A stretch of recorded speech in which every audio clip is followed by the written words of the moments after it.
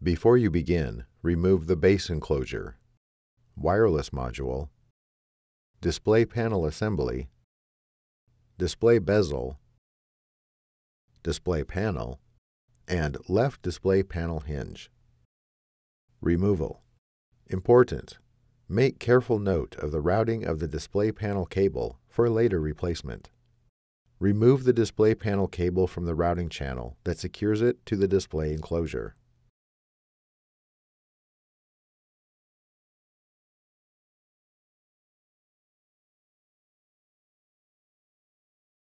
Peel back the retention tape and disconnect the display panel cable from its connector on the webcam. Remove the display panel cable.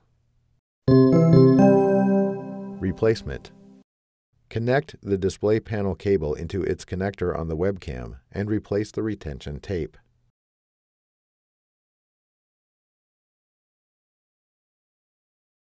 Route the display panel cable through the routing channel and tape that secure it to the display enclosure.